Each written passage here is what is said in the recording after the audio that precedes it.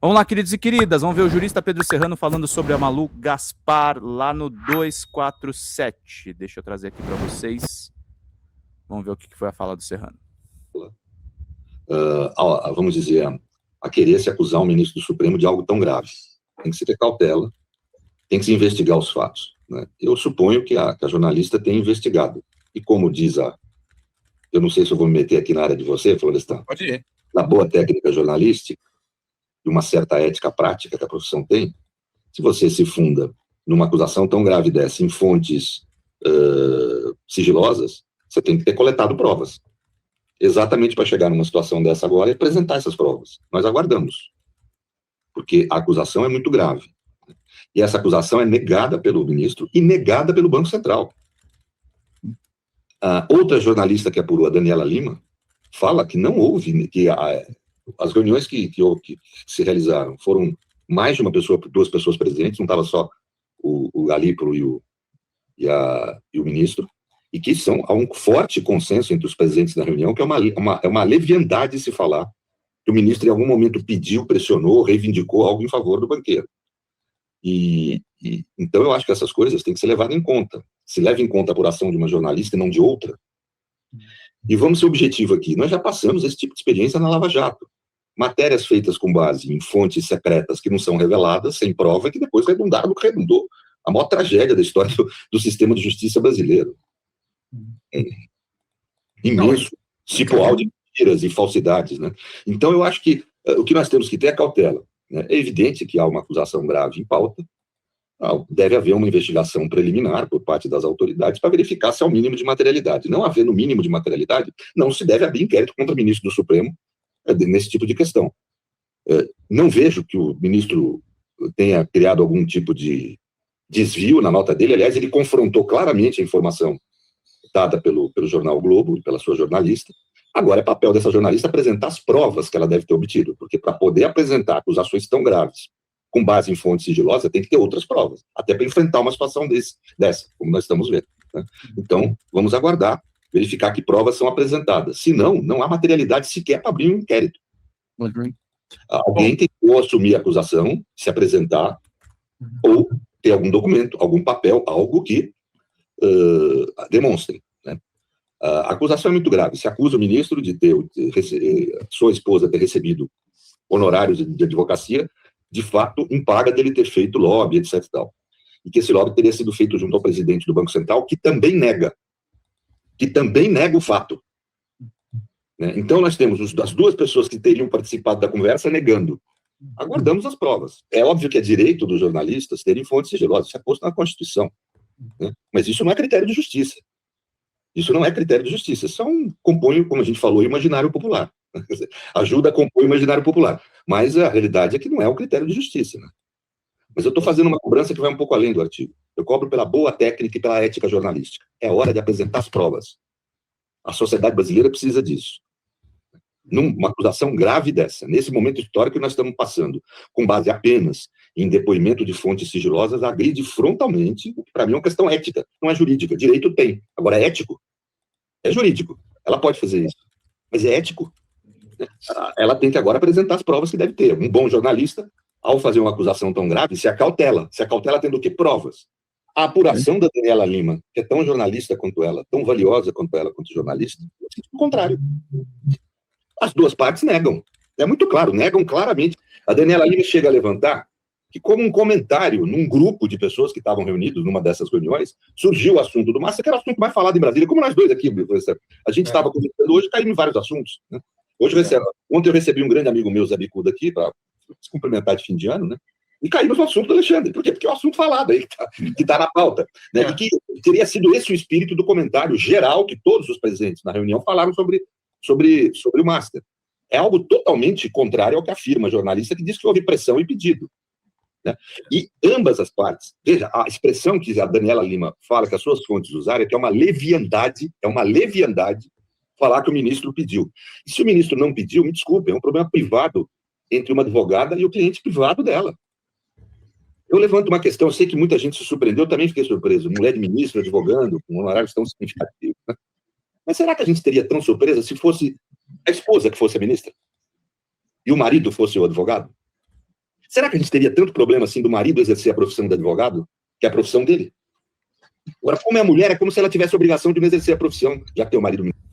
O que o Serrano tá falando aqui é uma coisa muito importante. Tem um elemento também, e eu não tô defendendo a Viviane Barsi necessariamente, tá? Mas tem um componente de misoginia no ataque, tá?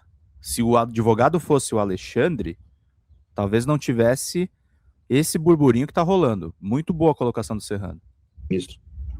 Há um profundo machismo nesse pressuposto, que a gente tem que observar também. Cordialidade, no sentido que Sérgio Buarque de Holanda falava, né? Ou seja, concessões ao compadrio, a relações particularistas, em detrimento das relações institucionais públicas, não são próprias do judiciário, são próprias de todo o Estado brasileiro, de todos os poderes, né?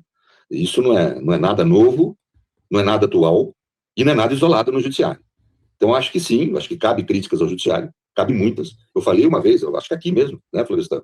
Sim. Por exemplo, no mínimo, por exemplo, esse comparecimento de ministros a eventos empresariais deveria ser acompanhado, pelo menos, do mesmo quantidade de presenças em eventos sindicais e de movimentos sociais. Agora, convenhamos, a mídia faria um baita estardalhaço se vai um ministro no evento do MST. Ou da Uni, como foi um aumento. Isso. Agora, quando vai numa entidade de lobby, vamos ser claro que entidades que, na realidade, são entidades de lobby, né, pessoas jurídicas cuja função é promover lobby, aí tudo bem, aí ninguém fala nada, é normal ir, porque está cheio de empresário lá. Quer dizer, é evidente que essas são mazelas do país e que atingem o judiciário. Eu não tenho a menor dúvida disso, e que o judiciário precisa tomar medidas. Mas querer isolar isso no Supremo, como se fosse só o Supremo, primeiro, tem esse tipo de prática. Não é verdade. Todos os tribunais têm esse tipo de prática no Brasil, né? Segundo, não só os tribunais, o legislativo, todos os legislativos e todos os executivos têm esse mesmo tipo de prática. Então, não é um problema isolado no judiciário. Então, acho que a questão tem que ser posta, porque quando a gente isola essas questões no judiciário, tem um pressuposto ideológico aqui, eu quero destruir o judiciário, não melhorá-lo. E esse é que é o problema. O problema da crítica é quando é uma crítica que busca destruir e não melhorar. Acho que é óbvio que a proposta do ministro Fachin, só para terminar, Florestan, desculpe, a proposta do ministro Fachin de estabelecer um código de conduta é absolutamente correto. Aliás, isso foi feito nos Estados Unidos em 2023, é feito na Alemanha há muito tempo, tem na França. Quer dizer, você tem o mundo, as cortes democráticas do mundo tem código de conduta. Acho que isso ajudaria, né? E acho que tem mesmo um monte de mazelas nas práticas judiciais, conheço bem, estou há 40 anos praticando, né? Agora, acho que uma acusação tão pesada contra o ministro da Suprema Corte, em meio a esse problema de golpismo e tudo que nós atravessamos, ela com certeza deve ter se balizado em provas. Aguardamos a apresentação dessas provas. Porque uma acusação tão pesada dessa, no maior veículo de mídia que nós temos no Brasil, que é a Rede Globo, feita apenas com base em depoimentos sigilosos, eu não estou questionando aqui o direito da jornalista de ter sigilo de fonte. Eu estou questionando a ética de quem promove uma acusação tão grave dessa, tendo só fontes sigilosas, que a gente não sabe quem são. Eu não sei se foi pessoas que participaram de alguma coisa, ou se dizem que ouviram de não sei quem. Vejam que num depoimento... E a quem interessa também, né? E a quem interessa, quem falou, né? Ou seja, não tem nenhum critério que a gente possa ter para formular um juízo. Tudo bem, a matéria está lá, tem que apurar. E eu acho mais, acho que é correto fazer uma investigação prévia no âmbito da PF e da Procuradoria-Geral da República. Não digo instaurar um inquérito. Instaurar um inquérito só se houver um mínimo de materialidade. Mas já que está posto, tem que fazer uma investigação prévia, até porque tem que se questionar se é lícito esse tipo de acusação dessa forma. Se está protegido pela liberdade de imprensa ou se não. Nós vamos ter que discutir essa questão, né? A mídia pode tudo? E se for invenção? E eu não estou dizendo que não tenha que investigar. Tem que investigar. Foi feita uma acusação, ministro, publicamente. Isso precisa ser investigado. Até para ter consequência, de um lado ou de outro. Né? A meu ver, aí há ilicitude. Se não houver ilicitude de um lado, há do outro. Né? Então, nós temos que apurar, até para ver. É verdadeiro esse tipo de acusação? Existe algum tipo de elemento? E caberia, por exemplo, um processo do Moraes, ou da mulher do Moraes, ou os dois juntos, Obrigado, contra Aline. Beijão. a jornalista, por falta de provas? Acho que cabe da mulher dele, acho que em defesa do Moraes, como ele foi atingido no exercício da sua atividade de ministro, o Ministério Público pode tomar medida por ele mesmo, sem precisar sequer de provocação do ministro, né? Mas isso se achar que é o caso, isso, não estou nem cogitando disso. Acho que o correto agora é fazer uma investigação preliminar, a Polícia Federal e o Ministério Público, e apurar. Agora, se isso não ficar comprovado, alguém paga, a Globo paga algum... Eu acho que a Globo tem que pagar uma indenização para o ministro e para sua esposa. Tem direito a pedir no campo civil e tem que se apurar a questão criminal, se há ou não crime, se isso está protegido ou não pela liberdade de imprensa, é algo que a gente tem que refletir. Né?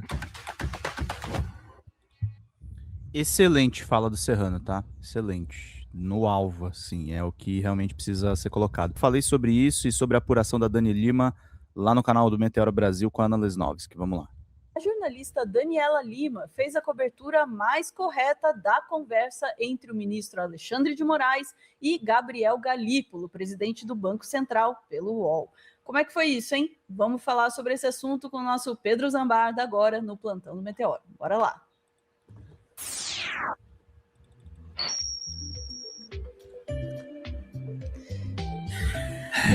Essa história tá dando o que falar. Eu cheguei até a travar, espero que vocês estejam me ouvindo. Travou um pouquinho e voltou.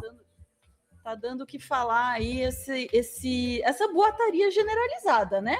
A respeito dessas supostas conversas e seus supostos conteúdos, né?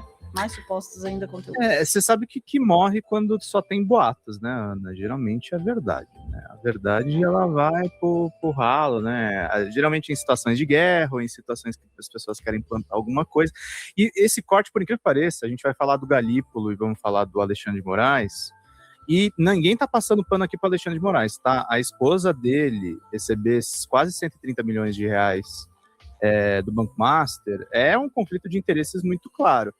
Mas vocês vão ver o tamanho do problema, porque esse problema que a Daniela Lima destrincha chegou até a mim. E a gente vai explicar tudo isso nesse corte. Nesse momento, a Ana se surpreendeu porque ela não olhou o roteiro, mas eu vou surpreender vocês nesse corte. Pra mim aqui. Vamos começar com esse rios no Instagram da Dani, falando da apuração dela lá na 13ª Vara do Moro, em cima daqueles documentos do Tony Garcia. Obrigado, vamos ver rapidinho e eu já vou conectar as coisas todas. De dezembro agora, deste ano, a 13ª Vara Federal de Curitiba, comandada por Sérgio Moro, foi alvo de uma busca e apreensão da Polícia Federal.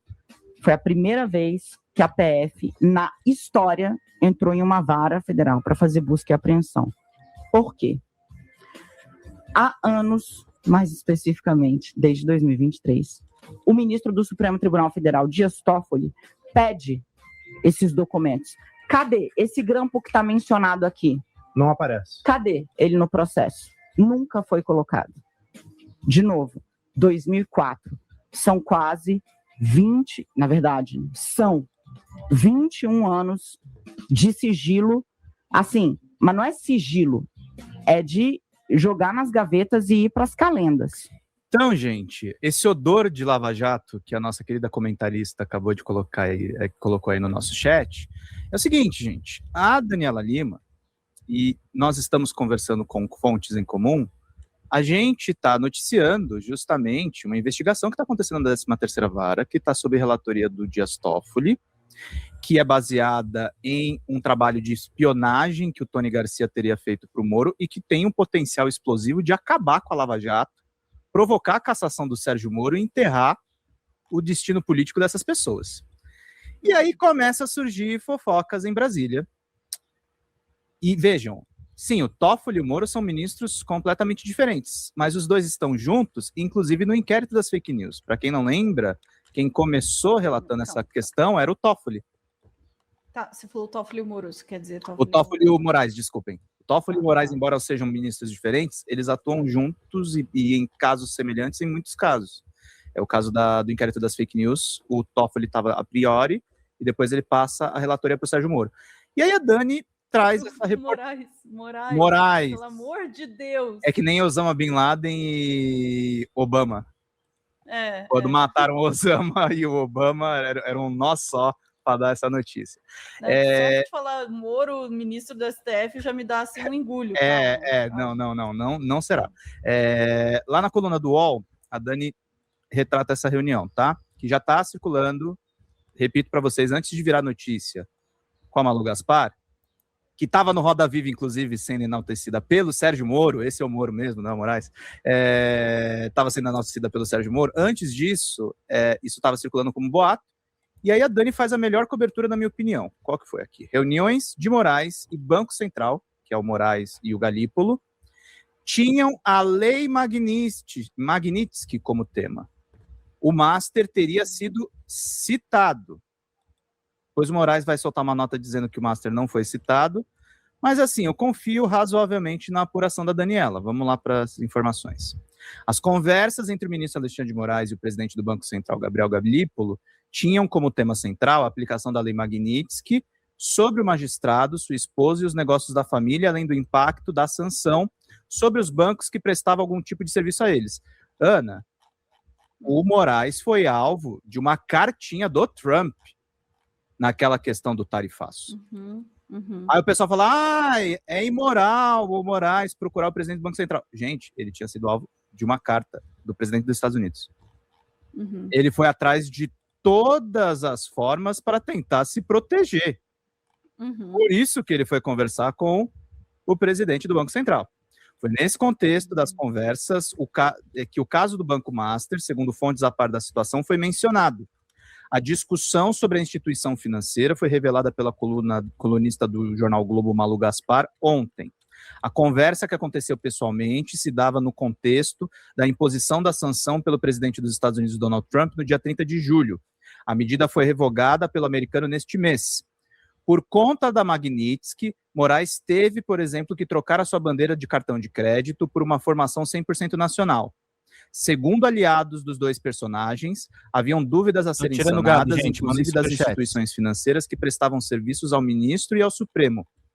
A UOL, fontes que acompanham o assunto minimizam o teor do diálogo sobre o Master e também o tempo dedicado a ele, já que na ocasião o ministro e sua família viviam um cerco financeiro protagonizado pelos Estados Unidos. Dizer que havia algum tipo de pressão ou gestão na direção do dono do banco, Daniel Vorcaro, por parte de Moraes contra Galípolo, afirmam esses interlocutores, seria leviano. O caso Master provocou uma guerra empresarial que transbordou para a política em Brasília, com lobistas de grandes instituições pressionando Vorcaro de um lado e ele ampliando laços com a política e o judiciário a passos largos do outro. A conversa entre Galípolo e Moraes sobre o banco ganhou contornos mais densos porque Vorcaro contratou o escritório da mulher do ministro, Viviane Barsi de Moraes, para representá-lo, mas não no caso criminal que levou à prisão e que hoje está sob guarda de Dias Toffoli no Supremo. A atualização. Em nota divulgada à imprensa na manhã de hoje, Moraes confirmou o encontro com Galípolo e com outros presidentes dos bancos, mas sem mencionar o Master. Veja o texto na íntegra. E aí, Ana, vem a questão que salta aos olhos. Ele não se encontrou só com Galípolo, ele se encontrou com representantes, participou da reunião conjunta com presidentes da Confederação Nacional de Instituição Financeira, da FEBRABAN, PDG, e vice-presidentes do Santander e do Itaú, além da presidenta do Banco do Brasil, o presidente e o vice-presidente jurídico do Banco Itaú. Então teve muito mais gente. Tá? Essa é a apuração da Daniela, e legal que ela anexou também a nota do Moraes. A nota do Moraes nega que o Banco Master tenha sido mencionado, mas diz que a conversa se deu no contexto da Lei Magnitsky. Beleza, tá rolando isso? E aí é o seguinte, essa história tá muito mal contada, tá muito estranha, com um monte de boato. Eu nem trouxe a coluna da Malu aqui, mas é ela que tá baseando todos esses encontros. E aí aconteceu uma coisa bizarra ontem, antes dessa apuração da Daniela sair na madrugada de hoje. O Poder 360 me publicou esse texto sem assinatura, que depois o DCM transformou nessa manchete aqui, que tá correto. A manchete do DCM tá mais certa do que a do Poder 360. O Galípolo, aí faltou ouvir quem? O Galípolo. O Galípolo diz que falou com o Moraes sobre a Lei Magnitsky, não sobre Banco Master. E aí o DCM repete a apuração do Poder 360. Mas o texto do Poder 360 tem um monte de maldade, e essas conversas estão sendo ouvidas em Brasília há meses. Há meses, tá? Presidente da autoridade monetária conversou várias vezes com o ministro do Supremo, mas diz a interlocutores que assuntos foram variados, sobretudo a respeito da Lei Magnitsky, que nunca houve pressão a respeito do Banco Master. O Banco Central, de título horrível do Poder, Banco Central não vai soltar nota sobre contato entre Galípolo e Moraes. No dia seguinte soltaram, mas tudo bem, vamos lá. Banco Central não pretende divulgar nenhum comunicado oficial a respeito dos conteúdos das conversas dos últimos meses entre o presidente da autarquia, Gabriel Galípolo, e o ministro do Supremo Tribunal Federal, Alexandre de Moraes. O máximo que será mencionado publicamente é que as duas autoridades trataram de assuntos relacionados à Lei Magnitsky, o que atingiu um magistrado do STF por um período neste ano. Galípolo tem dito a quem dialoga, a quem o indaga sobre contatos que teve com Moraes, que nunca sofreu pressão de qualquer natureza por parte do ministro, para que não fosse vetada a venda do Banco Master para o BRB, Instituição Financeira Estatal em Brasília, ou para que não houvesse processo de liquidação. Sempre lembra a seus interlocutores que o Banco Central acabou vetando a venda para o BRB em 13 de setembro de 25 e depois liquidou o Master em 18 de novembro. Brasília tem sido inundada por esses rumores por pelo menos 2 meses. Por que só estão contando agora? Mas vamos lá. Ainda em outubro de 25, o Poder 360 ouviu de banqueiro na região da Avenida Faria Lima, onde se concentram os operadores financeiros e bancários, que o presidente Lula relatava saber que Moraes havia telefonado para Galípolo 5 vezes num único dia. Esses contatos, além do encontro pessoal, teriam coincidido com a propagação de notícias sobre iminente veto do Banco Central à operação de venda do Master para o BRB. Os relatos ouvidos pelo Poder 360 na Faria Lima indicam que teria sido o próprio presidente do Banco Central quem avisou o presidente da República sobre as conversas. Espera um pouquinho. Não teve conversa sobre o Banco Master e o Galípolo falou com Lula sobre isso? Você percebe? Tá muito estranha essa história. Não, foi dois banqueiros na Faria Lima. Não. E aí os banqueiros dizem, ó como é contraditório. Os relatos dos banqueiros indicam que teria sido o próprio presidente do Banco Central, o Galípolo, quem avisou o Lula sobre as conversas. Ou seja, ele fala uma coisa em público e ele diz outra coisa para o Lula. Que o Lula provavelmente falou para as outras pessoas, que é o que diz aqui o texto. Na Faria Lima, dentro do STF, o boato ganhou corpo. Lula teria relatado esse episódio. Eu tô falando, é o Lula também que tá falando sobre isso. O Lula teria relatado esse episódio em ocasiões diferentes a vários interlocutores. Banqueiros, o ministro da Fazenda, Fernando Haddad, e ministros do STF. O petista expressaria que Galípolo teria se sentido incomodado e que o chefe da autoridade monetária até teria mostrado uma mensagem de texto que recebera do seu celular do ministro do Supremo. O Poder 360 apurou, entretanto, que Galípolo tem negado veementemente a todos que abordam sobre a veracidade dessa narrativa a respeito de ter sofrido pressão por parte de Moraes. Aí o texto repete a história do Master. Mas assim, essa frase me pegou. O Galípolo diz uma coisa em público e diz outra no bastidor. Ou pessoas ligadas a ele fazem isso. No mínimo, alguma coisa de errado está acontecendo. E, gente, essa cobertura enviesada chegou, inclusive, em companheiros progressistas, tá? Eu não vou citar nomes aqui, mas o negócio tá voando. Porque parece que interessa a muita gente que isso ocorra. E aí chega o ponto bizarro, Ana, que essa história toda maluca se conecta com a minha e, por incrível, com a história da Daniela Lima. Nós dois fomos atacados essa semana por um procurador lavajatista que o Cacai me avisou no celular, acusando o Cacai de ter vazado informações de uma investigação da Lava Jato, que você viu a mensagem que eu te mandei no grupo, Ana, sobre essa investigação da 13ª Vara. Aí eu vou ler a nota que eu publiquei aqui na Folha TV. O promotor Hélio Telho publicou no X Twitter, usando um recorte da live da Folha TV, inclusive ficou todo mundo em pânico aqui da redação, porque a gente está sendo xingado, né? Cacai, e o que o Hélio Telho disse no X? Cacai confessou publicamente que mandaram mensagem para ele vazando a operação da 13ª Vara Federal de Curitiba. Isso é quebra de segredo de justiça, previsto como crime no Código Penal. Socorro, apurar esse crime não é difícil, basta querer investigar, apreender celular do Cacai e checar a mensagem que ele recebeu na véspera e no dia da operação, e o crime está solucionado. Cacai esclareceu à Folha TV, ele conversou comigo, que as informações que foram dadas ao repórter Pedro Zambardi e a outros jornalistas, como Daniela Lima, foram posteriores à busca e apreensão. Não foram repassadas informações antes que a operação policial ocorresse. Eu não tive nenhum detalhe de operação, eu fiquei sabendo quando estava acontecendo.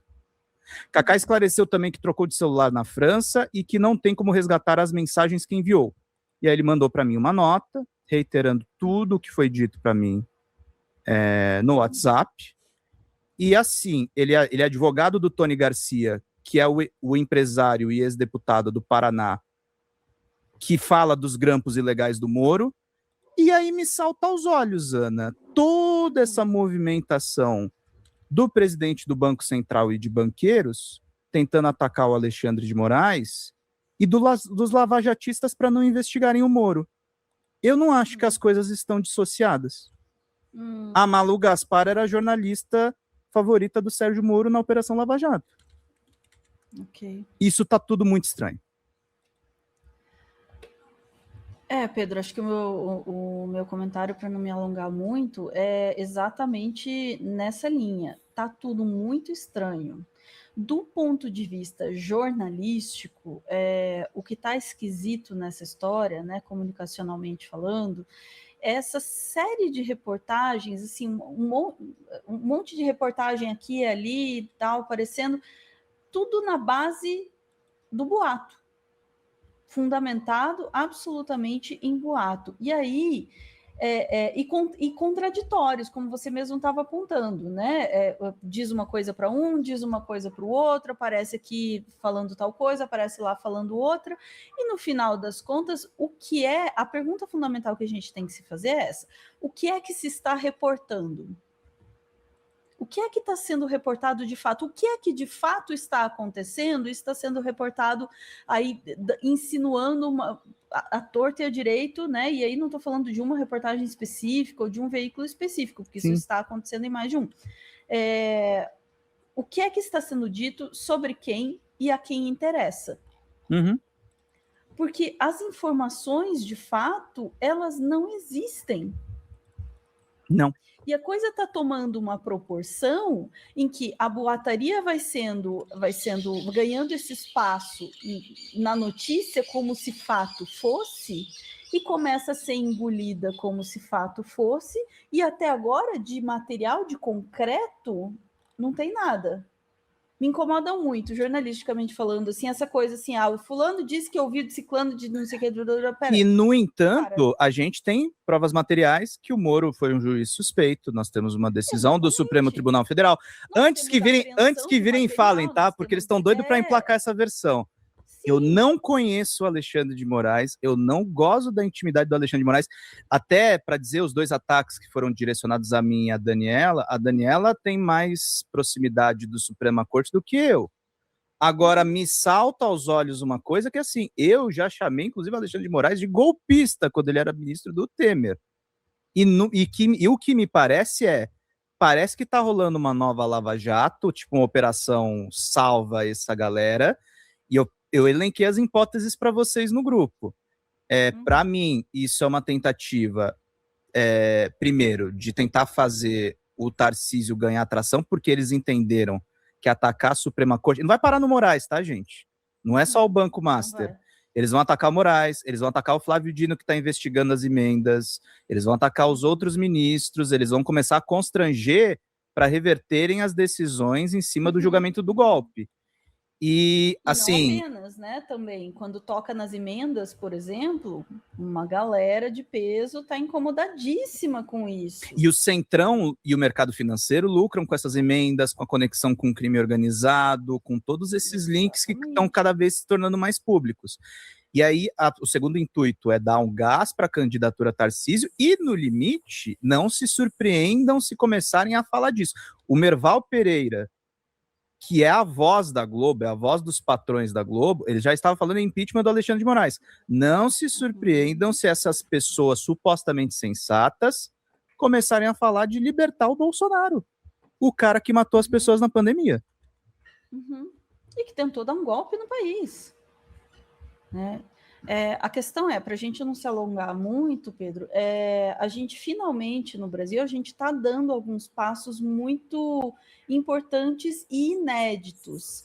A gente está condenando nossos golpistas, a gente está olhando a sério, todo mundo fala que é contra a corrupção, né? A gente está olhando a sério para as questões das emendas, para tudo que está acontecendo no Congresso, e aí, curiosamente, bem neste momento, começa-se aí a levantar, a pipocar, e veja, assim como o Pedro, eu obviamente, eu não tenho nenhuma proximidade com a STF nenhum, Mas, e também não defenderia, não botaria minha mão no fogo por ninguém. Ninguém. E eu falo isso muitas vezes, eu não sou muito... Nem tô botando pelo crente na Kaká, eu justiça. trouxe só o ponto de vista do Kaká e ele me deu uma informação de uma investigação, gente. Eu tava fazendo meu trabalho. A questão e aí eu me foco na questão comunicacional aqui por isso. Tá havendo muito barulho em cima de substância nenhuma, e isso em si é um indício preocupante, porque neste momento, respondendo a minha própria pergunta, a quem interessa começar um zoom a respeito do Alexandre de Moraes, dali a pouco de outros ministros do STF, a quem interessa? Exatamente a quem está sendo atacado por essa mesma instituição. E veja, também não estou falando esse ou aquele jornalista está fazendo isso ou aquilo de propósito. A boataria, ela se espalha também. Eu não vou entrar nem nesse mérito, se é intencional ou se não é intencional, mas a boataria cumpre uma função e a gente precisa se perguntar qual é a função dessa boataria, para onde ela vai, de onde ela surge, e esperar, né? Eu também fiquei preocupada quando começou a surgir essas coisas. Falou, opa, peraí, que é isso, né? Porque eu tô sempre eu sou muito desconfiada de tudo. Eu não confio em absolutamente ninguém. Eu admito isso. Então, estou sempre esperando que vá surgir alguma informação horripilante assim dessas pessoas. No entanto, essa informação não surgiu ainda. Não. Enquanto não surgir, a nossa função peraí, calma. Calma, porque está todo mundo trabalhando na base da imaginação aqui. Exato. Só para explicar rapidinho para o chat e respeitando o tempo que já está estourado, Merval Pereira não é sensato, mas é usado pela Globo para parecer o comentarista sensato, ecoando vozes bolsonaristas. É isso, Ana Lesnovski. É isso aí. Ficamos por aqui. Eu adoraria falar mais sobre isso, porque essa história realmente está intrigando. Mas espero que a gente tenha coisas mais concretas de qualquer maneira, né? Não dá esse tipo de... Que não parem de investigar o Moro. Tem café no Scott? E que não parem... Não. Beleza. Fala, galera da Folha TV, não se esquece de se inscrever aqui no nosso canal para assistir programas como Folha Notícias Manhã, Folha Notícias Noite, o nosso Folha Entrevista e o nosso Barzinho das Meninas. Muitas coisas bacanas a gente acompanha por aqui e a gente precisa muito, muito do apoio de vocês para nosso trabalho jornalístico, investigativo, de curadoria de conteúdo, com vocês ajudando no nosso Pix, folhademocrata@gmail.com, ou mandando superchats, valeu demais, e os recursos financeiros, tornando-se membro do nosso canal, no nosso curso de jornalismo básico, para você ficar muito bem informado a respeito de tudo. Queridos e queridas, muito obrigado pela presença de todos vocês. Vida longa e próspera. Cuidem-se, cuidem dos seus, e não esquece de se inscrever aqui na Folha TV. Até mais!